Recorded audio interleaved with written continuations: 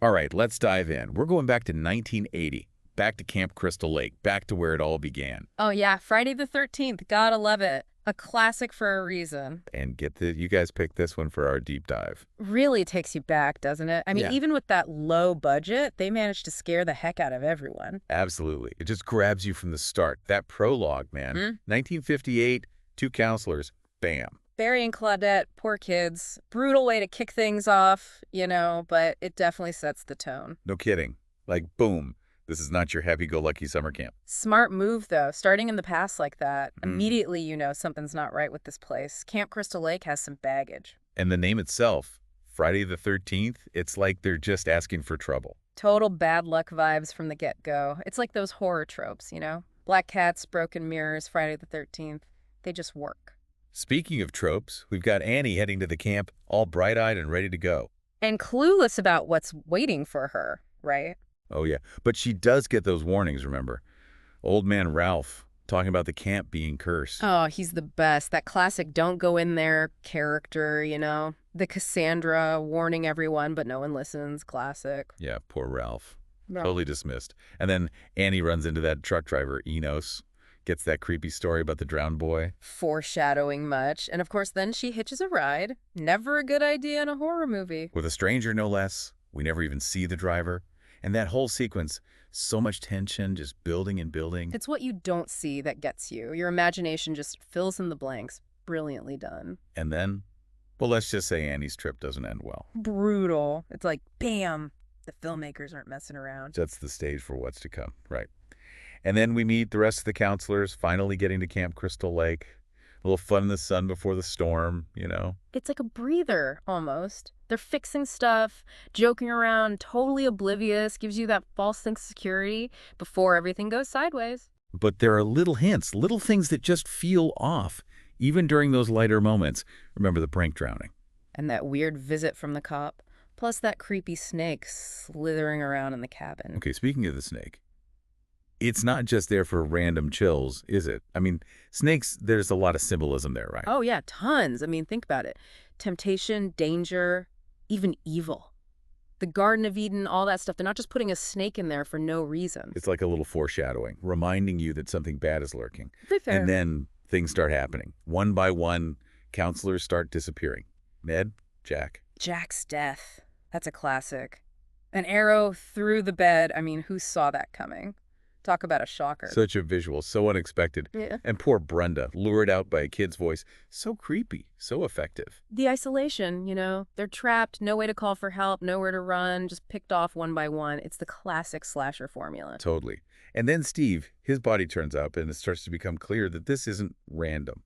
Someone knows this camp, knows its history. And then we finally meet her, Mrs. Voorhees. What a reveal, right? Turns out the killer isn't some hulking figure, but a grieving mother. It's a total twist. And Betsy Palmer, she plays it perfectly. Yeah. You go from feeling almost sorry for her to completely terrified in a matter of minutes. Such a powerful performance. And that monologue, man, chills. You understand her grief, her rage, but it's twisted, She's lost it completely. It makes the killings more than just random acts of violence. There's a motive, a story, and that makes it even more disturbing. Totally adds a psychological layer to the whole thing. It's not just blood and guts. There's a real emotional depth there. And that final showdown, Alice and Mrs. Voorhees. Wow.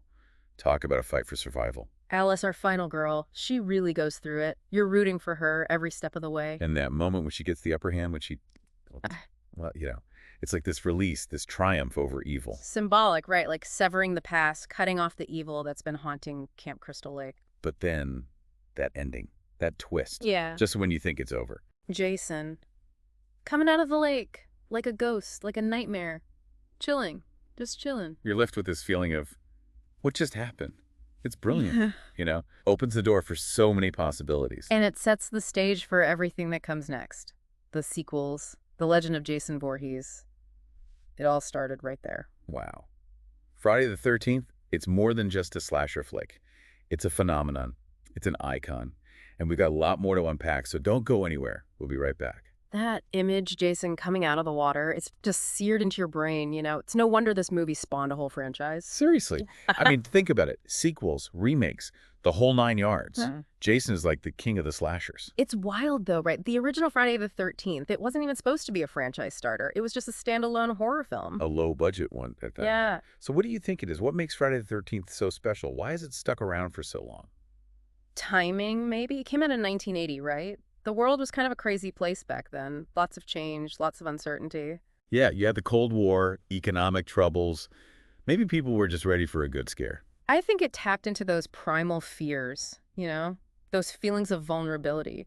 The counselors, out in the middle of nowhere, picked off one by one. Totally.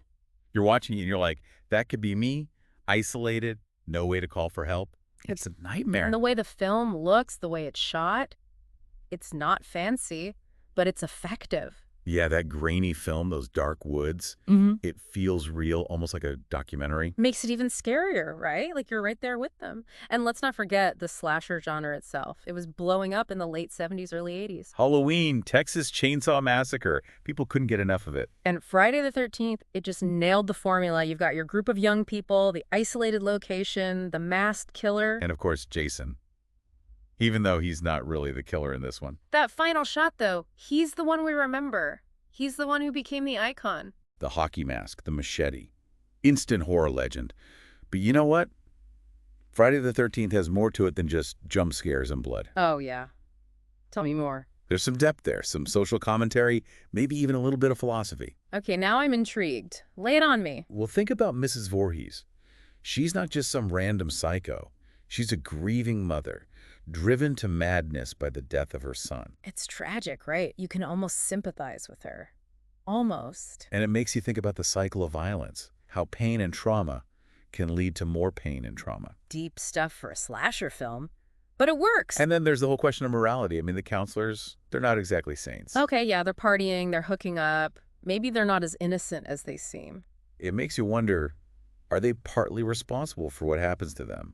It's like the film is asking us to question our own judgments. Who are the real villains here? That's a good question. So we've got the scares, we've got the deeper meaning, but we can't forget the guy who put it all together, Sean S. Cunningham. The mastermind behind the madness. Friday the 13th was his baby, and it made him a horror legend. And he did it all on a shoestring budget, which is even more impressive. He had a vision, and he made it happen. He knew how to create atmosphere, how to build suspense, long takes, slow camera movements, those flashes of violence. And the casting. Kevin Bacon, Adrienne King, Betsy Palmer, they all brought something special to their roles. It's amazing how some of those actors went on to have huge careers. Who knew that a summer camp slasher would be such a launching pad? It just goes to show that talent can shine through, even in a low-budget horror flick. Friday the 13th is proof that you don't need a ton of money to make a great film. It's about the story, the characters, the atmosphere. And of course, a healthy dose of scares. But Friday the 13th, it's more than just a movie. It's a phenomenon. It sparked conversations, debates, even some controversy. Oh yeah, the controversy. We can't forget about that. There's one aspect of the film that we haven't really touched on yet, and it's something that fans have been arguing about for decades.